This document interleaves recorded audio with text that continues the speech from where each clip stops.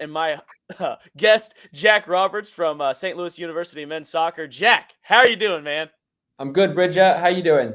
I'm doing great. It's been a while since we talked. You were my assistant coach there for 1 year at William Woods University when I was still playing back in the day, and now you're all the way at SLU University, probably the big dog when it comes to D1 men's soccer here in Missouri for sure, and honestly D1 soccer when it comes to the entire country with the history that they have. So I'm super proud of everything that you've done, man. It's been really cool to kind of watch your journey and go all the way up, but I want to get to know you a little bit more, kind of talk about where you came from, your playing days, and kind of what's in for the future for you. So tell us a little bit about yourself. Yeah, I think first off, the William Woods, it was such a fun time of it's something that I still think about a lot and reflect on. It was a great time in my life, but also it was sort of the start of my coaching journey. So it was a really cool experience. And I know we obviously have talked and chatted about some of the fun times and maybe the stories that we wouldn't share on a podcast with that team. But again, it's a really, really cool part of what we do is that you stay in touch with people and still connect with people from that time. So, but my personal story, Bridger, was that I grew up in Leicester in England.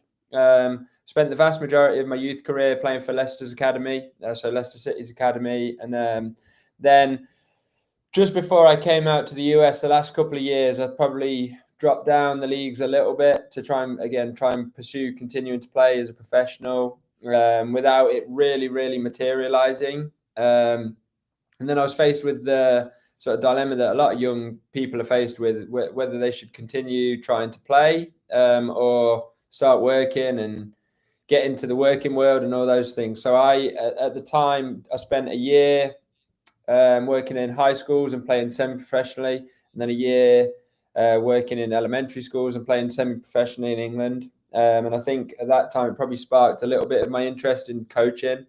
But then I was asked actually at the time to come out to the US. And it was a time where I don't think there was a ton of international students out here. They were here for sure, but it wasn't as similar as it is to now. But yeah, I came to Missouri State University back in 2011, and I had 4 awesome years there as a player. I loved it. Loved spending time with obviously my teammates, but also honestly the wider campus and just being in the US, especially this part of the country, is such a like a friendly, welcoming part of the country. Oh yeah.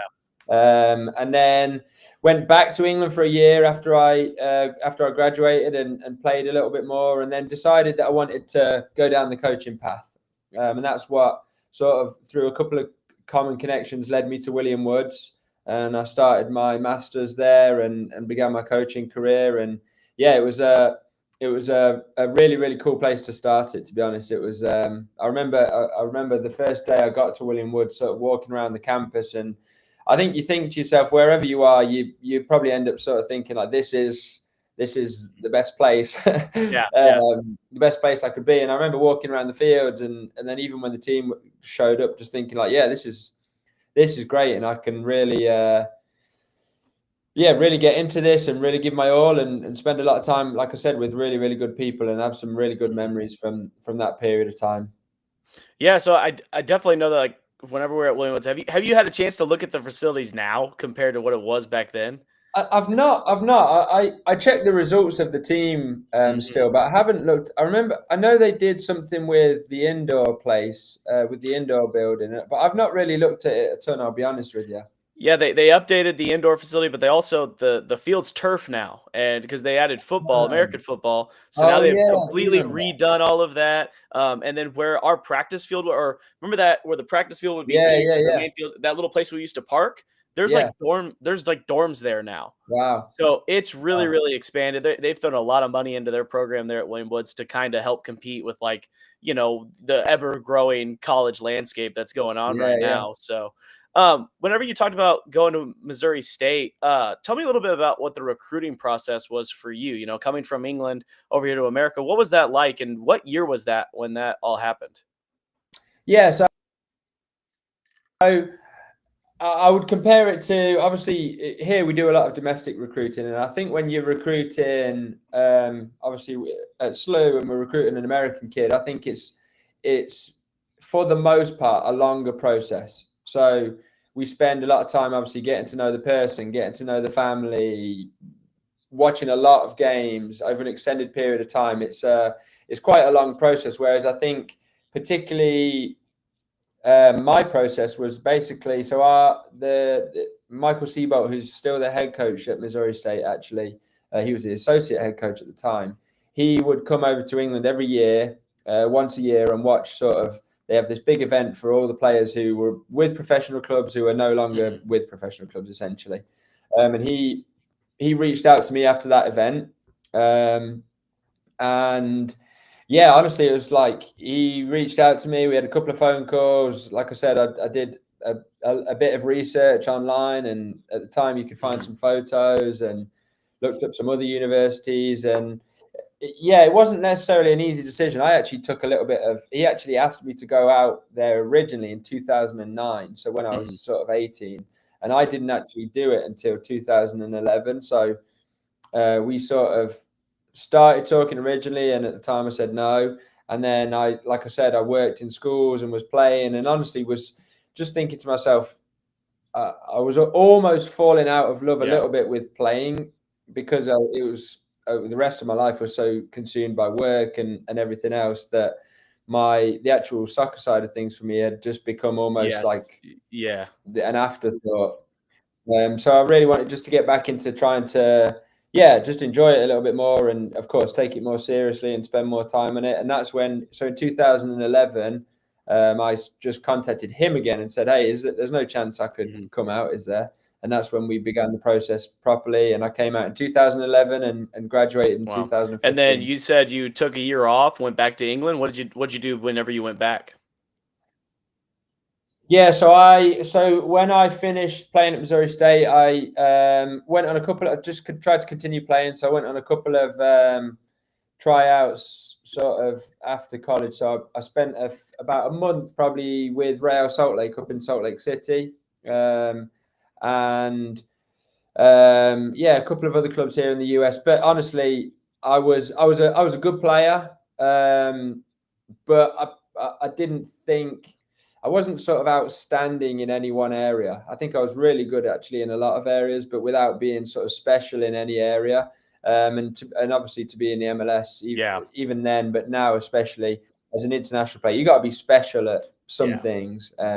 And I was quite a realistic person, that I wasn't thinking that I need to just keep trying this and keep trying this. I wanted to keep playing. So I went back to England. I played for Telford United, which is in the National League. So there's the Premier League, Championship, League One, League Two, and then the National League. So I played for Telford for a little bit. And again, during that period of time, I was thinking a lot about continuing my education and then hopefully starting my coaching career. And that's what led me to getting in touch with, through a few common connections, Nathan Mason at William Woods. And then I came out and worked for him, and had a great year at William Woods before then. Going to Missouri State and joining their coaching staff as well. Why did you choose to kind of do your coaching stuff in America compared to, kind of working out through the lower leagues of England?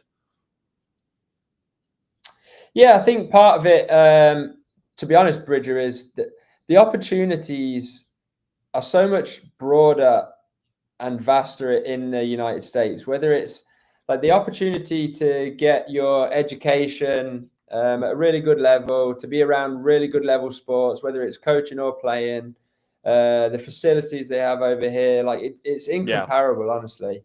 And I think that's obviously why so many people from all over the world, not just England, are looking to come out here. And yeah, for me, it was as well also just like the lifestyle. I'd really enjoyed living in the US. I'd really enjoyed, like I said to you before, the people. So for me, it was, I'd enjoyed it. I'd really liked it. I'd had 4 great years here. And after you spend sort of the main 4, however many years of your adult life in a country, it starts to feel like it's it's your home. And obviously you experienced it just as your college. When you live in a place and you're you really love a place, it changes your perspective. Oh, for on sure. And things really you quickly. learn so much. It's such a big culture shock, especially like going from, small town Missouri where I was from to now I'm playing against guys from England, Brazil, Spain. Like there's such a big culture shock just in the way that they do things, how they train, how they prepare, how they eat, drink, talk, all of that stuff compared to like just me coming from a small town. And it's a big culture shock for a lot of kids, especially coming from like smaller communities and especially coming from like overseas for sure.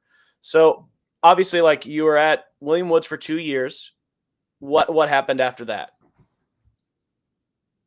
So essentially, Missouri State's assistant coach at the time left. He took a different position, and they just got in touch with me and said, "Yeah, would you come back?" And it's always obviously, like I said, I played there for 4 years. I was at the end of my time there, was a captain. I think I was almost always had a likelihood that I'd return at some point on the coaching staff.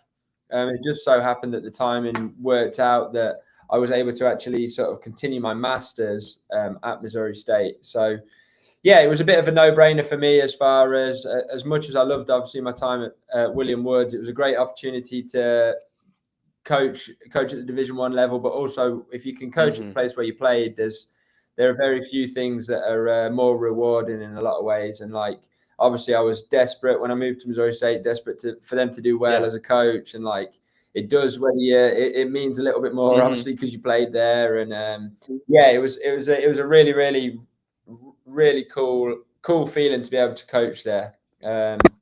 And yeah, be able to just give back a little bit as well.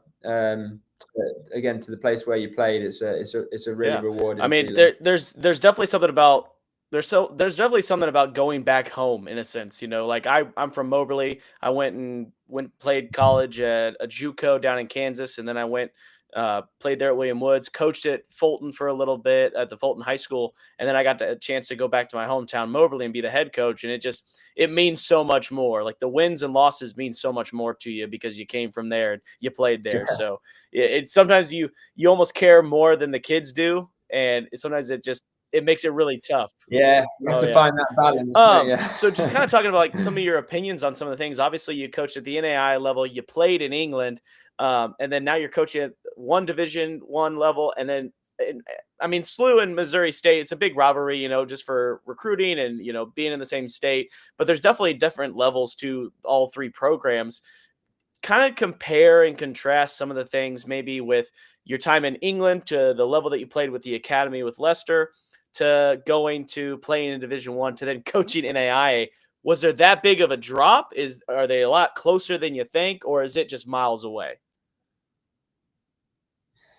No, I think it's a great question, Bridget. I also actually, so in between Missouri State and SLU, I spent a couple of years down in Florida. So I coached in Division II for a little while at a school called St. Leo, which is a really good Division II school. And then I coached at Stetson University, which is a Division I school in Florida.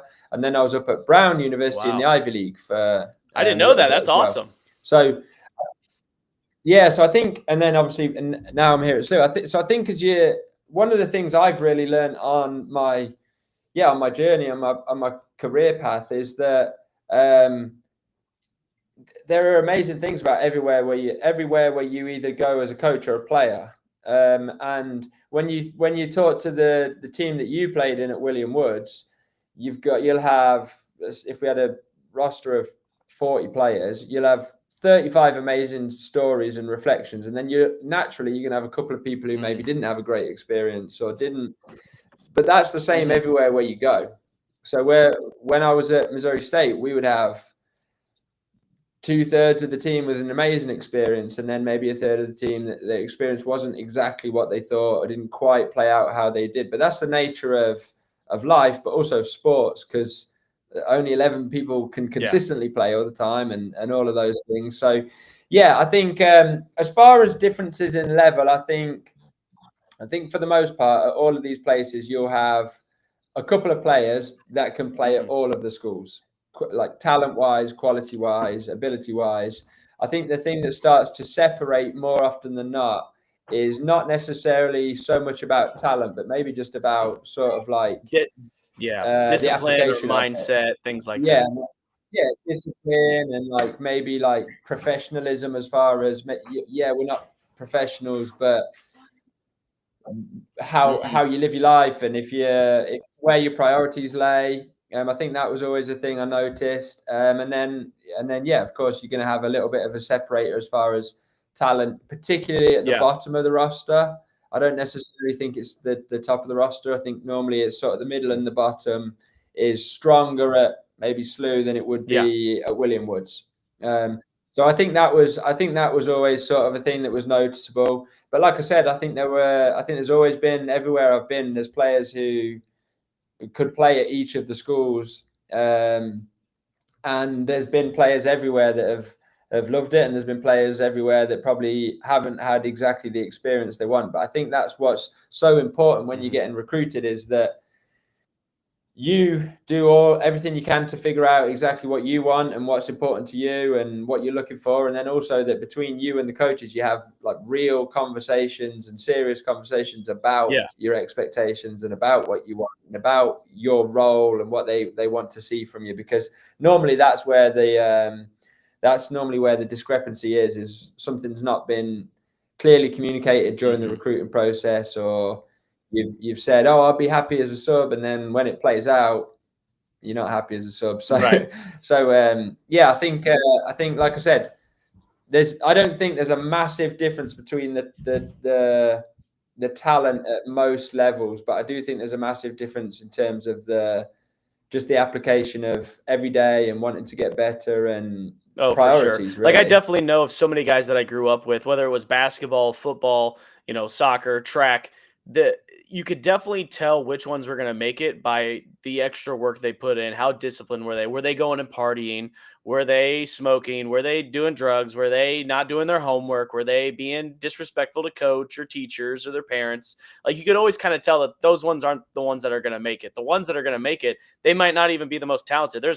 There are so many soccer players that I grew up with that are 10 times more talented than I was, but I went and had a decent little 4-year career in college and they didn't, and they're still in their hometown because they just didn't do, maybe they didn't get the right grades or they went to the wrong school. That's a lot of issues too that you're seeing. Is a lot of kids, especially with right now the transfer portal and all of that, you're starting to see a lot more movement. And we'll talk a little bit more about that too. But you're seeing a lot of kids that maybe they went to the wrong program or they went to the wrong school or they went too far away from home. Like there's so many more factors when it comes to actually quote unquote making it at the next level, because there's so many things that are going against you, and definitely the big one, I think, for sure, is just, there's so many distractions in life when it comes to like social media or, parties, girls, all of the different stuff that could, get in the way of, your quote unquote dreams, but you know what I mean? Like there's just so many things that are actually out there against you. And the people who can actually push that aside and focus and be disciplined are the ones that are truly making. I mean,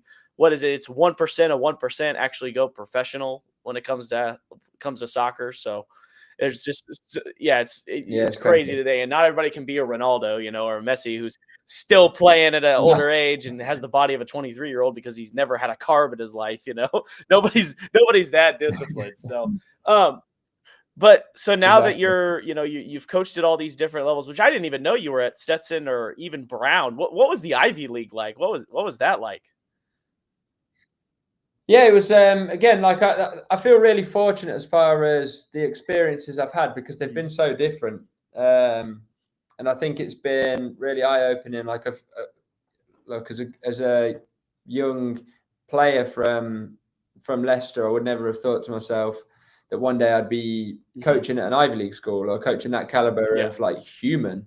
Because that is the thing about some of the players on our team. It was like, you talk to them about their interests or what they're doing in their spare time, and they were like part of legitimate companies that they're like forming, and they have real like ideas about what they're going to do, and again, in a lot of ways, some of their priorities were shifted more so towards obviously academia and that side of things. So that was a really cool and eye-opening experience.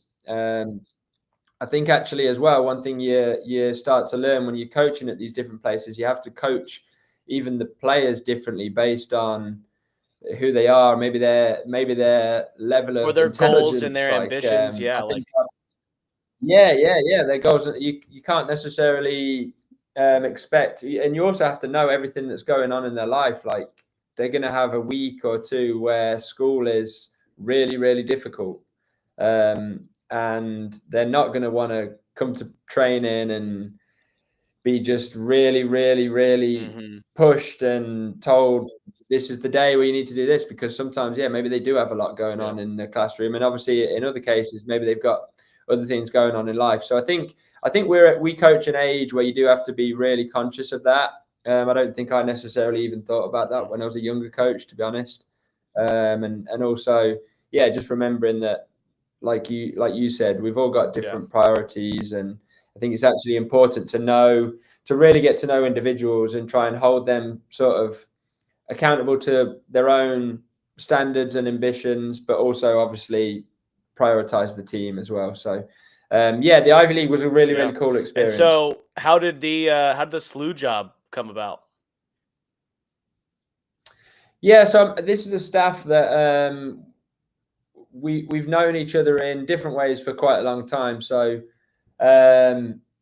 2012 and 2013, Missouri State, and before that, but Missouri State and SIUE at the time were in the conference together. So I was a player, and then our other assistant, Kevin Stoll, was a player for SIUE. So we played against each other a couple of times. And then our head coach, Kevin Kalish, was the head coach of SIUE. So we've known each other for a long time. I actually coached Kevin Stoll's brother, David Stoll. I coached him at Missouri State. A lot of long. Like you guys are all connected somehow. Yeah. And I think basically the assistant coach here at SLU is now the head coach at Lindenwood. Lindenwood in the Division 1 school here in St. Charles. St. Charles. And he left, and it was my wife's from St. Louis. It was just a great opportunity for us to try and get back here. And I think that the thing about St. Louis as a place is there's not many places in the US where people like really, really, really love our sport. It's growing, and it's grown so much since I've been here, but this is one place where you feel it all the time. Obviously you feel it with the MLS team, but you feel it even on campus here, that it's a sport that is people understand and they're passionate about and they love it. And that's a really, really cool feeling when you're doing something that you love. There's nothing better than knowing that people care about it, honestly. And that's a really good thing about here. And it's a special place to play for our players. It's a special place to coach. And then, as you said, there's such a great sort of history and tradition that also you've got so much interest from different generations as well. It's a really unique environment. Awesome. So let's go a little bit more in depth on like your actual role as an assistant coach there now. So what are some of the daily duties, and then what are some of like the yearly duties? Are you doing the recruiting? Are you doing the training sessions? Or what is kind of your job, and what do you do? Yeah, I think again that's something that differs depending on the program you're at, the style of the head coach, like what he likes doing in reality, or what he prefers doing, or what he's good at doing, and then what he needs you to supplement. So I think we're really fortunate that we have a big staff, but also just quite a diverse staff in terms of our skill set. So our head coach sort of likes to figure out what we enjoy doing, but also what we're good at doing, and then we complement each other a lot. So I think as far as preparing the team for games, we all do different things as assistants, and then obviously our head coach as well. But generally, we build sort of our scout reports and game plans together as a staff. We'll maybe look at different things within the opponent and different things. Like I might spend longer on set pieces. Our other assistant might spend longer watching individuals. And then obviously as a group, we'll probably watch the team together. But I think I think Bridger, honestly, it's divided by the strengths of your staff. And then, what's the best way to be the most efficient and get things done? Because the one thing that is really difficult in the college season is it's just game after game after game. And so, a lot of it's just about being efficient. And then year round, we're recruiting year round in all reality. During the fall, it's a lot more probably watching film and getting on phone calls and trying to get out to local games. But then, yeah, like you said, as soon as the season's finished, myself, our other assistant coach, we're traveling a lot, and then we have another assistant coach on staff, and then our head coach. So between us, we sort of divide and conquer. Locally, so how we recruit is everything we do sort of begins in the local area. So we believe as a program that we want to have the best players from St. Louis and the surrounding areas. We think that's where we should begin. That's where we should start. So our program should be built on the best local players, and then sort of branch out from there. So the best players within the US. So best players locally, best players domestically. Then from there, obviously now, like you've mentioned, the transfer portal, and then maybe international players as almost a supplement to our team. Because I do think that we're a program that still takes great pride in trying to bring through 4-year players, and players who've been within our team and our program and understand how we do things and hopefully love being part of it. But the nature of college athletics right now is that you're going to have a player transfer, or you're going to have a player transfer in, and that's just something that there's almost just part of it now. But yeah, for us, big thing is we want 4-year players if we can, and we want the best here in St. Louis. We want the best in the areas surrounding. And if you look at our roster, it reflects that a lot. We have St. Louis, Springfield, you name it. Sort of domestically, I love looking at universities that bring in primarily Americans, because that's kind of what college soccer was for. It was to develop players for the national team and the pro leagues.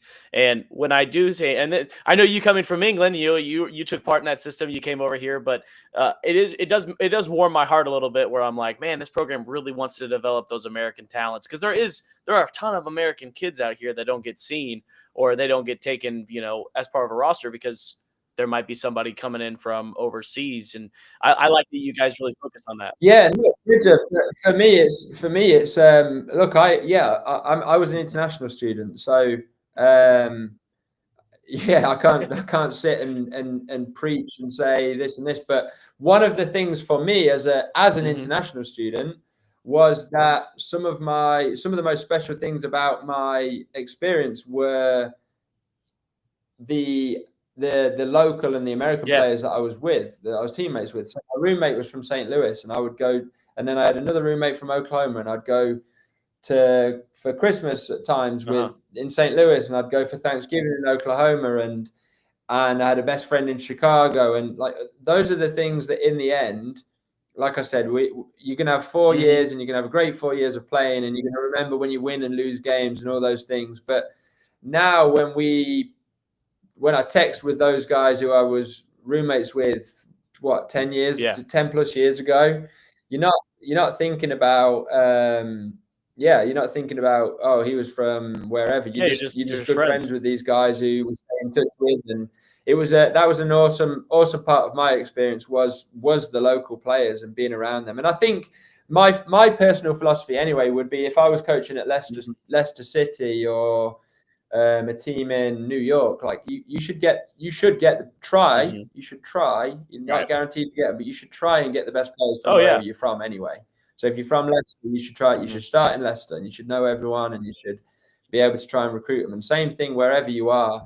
Now, look, it's also difficult in some places to get the best player from your place. They might be above that, or might want to go somewhere else, which is fine too. But I do think for the most part, wherever you are in the world, in our sport, it's what makes the sport so unique, is that at times you can normally you can tell, like, oh, he looks like a St. Louis player, or he looks like a player from wherever. And I think that's a cool thing too. I like when and we think our team reflects sort of St. Louis as a place as well, and that's a really absolutely. There's definitely, you can definitely tell that they're like, a player on a different college team and you see him do some things, you're like, that kid played in St. Louis. He had to have. Like, there's definitely something about the St. Louis Right. player that everybody in Missouri knows it. And it's the same thing with the high school level. Like, Yeah, yeah. you go play again.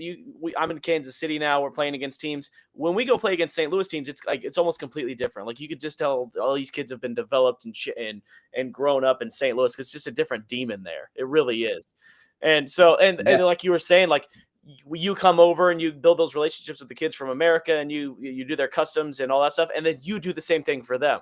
Like you share what you growing up for you was like. You teach them things.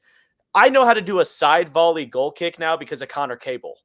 I had never done it There before, you but go. then watching him do it and him explaining it to me, it's all I do now. So every time I do a goal kick, whether I'm doing indoor or whatever, like I do that now because I learned that from Connor. And I'm sure Connor he might have learned something Yeah, from me. yeah. I don't know. He was pretty good, but I digress. It's one of those things that No, no, no. That's exactly it, though. It's like, yeah, you'll share things and teach each other things on the field, of course, but then also just in just in life, Mhm. like different things. And yeah, it was like I said, it was I felt like having people from all over the US, but a couple of people from different parts of the world. I felt like that was a really cool part of my experience as a student athlete. Oh yeah. So I think I think that's a great thing too. But again, just my personal philosophy, and then our philosophy here is that we believe that wherever you are, start with the local players, and if they can take you to a point, great. And then if you need to supplement it and go beyond that, then do it. But again, you of course have to find the balance between getting the local players and then and making sure that you're Yes. still competitive. They have to be good enough. And that's where we're really fortunate that we're in a market where there is a high level of player. And that's again, obviously, we're really fortunate with the two things. So real quick, last thing about like the coaching stuff. What do you look for in a player? So when you go and scout these games, watch film, what are some of the things that you're looking for? Yeah, I think now I think I've probably changed a little bit. And probably change depending on our team as well. So we of course, like, there's certain things that we're looking for in terms of positions and things, attributes that maybe we like certain positions to have. But I think just on the surface, to answer that question, I think now the big thing for me is like I said, maybe where I myself fell a little short in the end was just have a special skill, like a superpower, essentially. Like, what's your superpower? If you're a forward and you're a great goal scorer, that's your superpower. If you're a midfielder and you're really fit and you cover ground and you're a ball winner, great. But whatever it is that sort of is like almost your personality on the field, if you're just a talker and you're a communicator and you're a leader and you're a captain, then just be great at that. And I think that's the big thing for me now, is just seeing the superpower of a player, and something that you feel like there's there are so many very good players now, and like there's so many players now that are technically good and physically good and all those things, that you almost need things that stand out. And I think that's the big thing for us, is just looking for qualities that stand out, qualities that will translate. But in the end, a quality that will get you on the field, even if, like Bridger, as stupid as it is, even if it's a long throw, like you see how that's everywhere now. So little things, something that can get you on the field and something that makes you stand out. Love that. Couple of topics that I don't know. You being at the Division I level now with NCAA, how that's constantly changing now. I just got a couple of topics, so I'd like to spend like maybe 2-3 minutes on, just to kind of get your opinion on, and then we can end this after that. So, and this has been awesome, by the way. It's been really, really nice catching up with you. So I got three topics I'd like to go over. The first one is the transfer portal. We kind of mentioned it a little bit there earlier, and everybody's using it, but I'm noticing, especially you're seeing it, especially at like a football level, like American football, that because there's so much money in that, there's so much more movement with players. Is it the same way with soccer? Is the transfer portal that big? And do you think it's more of a positive or a negative? Like you said, you're trying to keep kids there for 4 years, but you can't always keep everybody. What are your opinions on the transfer portal? Yeah, I think yes. To answer in short, it is just as like it's crazy. But when the transfer portal opens up at the end of so there's 2 times at the end of the fall and at the end of the spring. Essentially, it's just there's so many people going on there, and I think there is good and bad to it, because I think it's an awesome thing if Bridger Pretz is at William Woods and is doing amazing and wants to give it a go at another level, and that's what he's always aspired to do, then yeah, why not? You should. I think you should be able to have the opportunity to try that and to put your best foot forward and give it a go. I think where the thing that as a coach who likes people to do well, where the thing is a bit disappointing is when you see players who maybe are just having a bit of a difficult moment and they decide to transfer because it's difficult instead of maybe trying to get through that moment and because so many of the stories, when you think back to college athletics in general, so many of the stories of people and players who went on to be really successful, there was always a period when it was really difficult, or maybe they weren't playing, or maybe they didn't get through that period of time. So I think that's one thing that is being affected a little bit with the transfer portal. These kids aren't going through adversity, kind of like they're. Yeah, there's a lot of value in going through adversity, and that's not saying that no one goes through it. Of course they do, but that is a big. There's so many lessons to be learned in that. But I think for the most part, as long as the reasons are right, and as long as they're doing it for the right things, I think the transfer portal can be a good thing. But I do think there's too much movement, and there's people going all over the place, and then obviously it makes, like we said, staying at one university for the whole time or just graduating from a place, I think it maybe takes a little bit away from that. But again, I think it's different for every individual case. I absolutely agree. It's just, you're definitely seeing, especially at the football level, it's crazy. Like some kids, like this will be their 5th school in 5 years, and it's crazy. Yeah. So moving on with that, NIL is now super, super big in the college level. There's some kids who are making more money than if they go play, professional for a year. So how have you guys kind of managed that? And really, what kind of is your opinion on the whole NIL stuff? Because I understood that, like, back in the day, people were getting paid, right? But no one ever talked about it. Now, I don't know about soccer or, like field hockey or lacrosse, things like that. But football, there was always money being thrown around.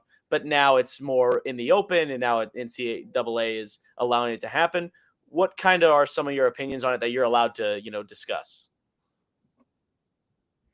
Yeah, I think, like you said, like you watched I can't remember the name of it, but the Johnny Manziel, the ESPN documentary on that. It's like this stuff has been going on. So I think the initial idea of NIL and everything was to just control it in reality. And I think part of these early years and the early stages of everything is that you're going to have some craziness and madness with it all. And they're trying to figure it out, and they're trying to get better at controlling it and trying to bring in new rules. So I think this is quite normal, but because it's so different, it's a scary thing to some people, and it's going to cause a lot of change.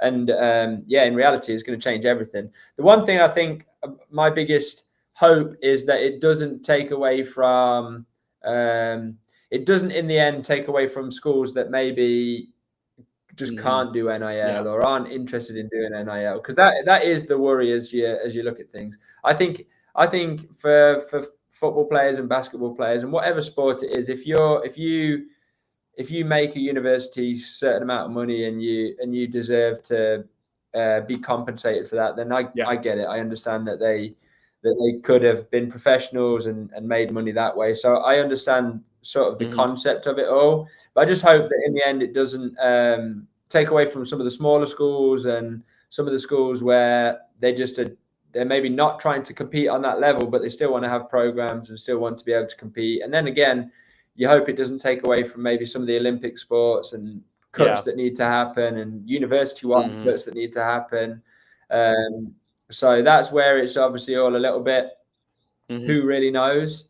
But at the same time, I think if an athlete is making the university a lot of money and needs to be compensated for that, then I get it. So, yeah, I think all of these things, Bridger, is part of the evolution. Sport, yeah. I mean, it's going to change. I mean, look at what soccer used to be like 30 years ago compared to it now. It's way more competitive. It's way different. It's always changing. The way we play is changing. The uniforms are changing. Like, everything's always different. So, and then my last topic, and you kind of talked to, you said something a little bit earlier where you're talking about how the college season is just so quick and you play so many games in a short amount of time.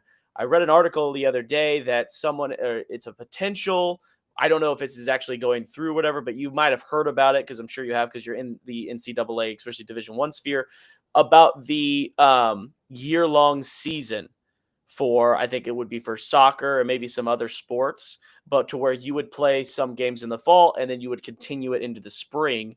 What have you kind of heard about that? What are you allowed to talk about? And what kind of are your opinions on that?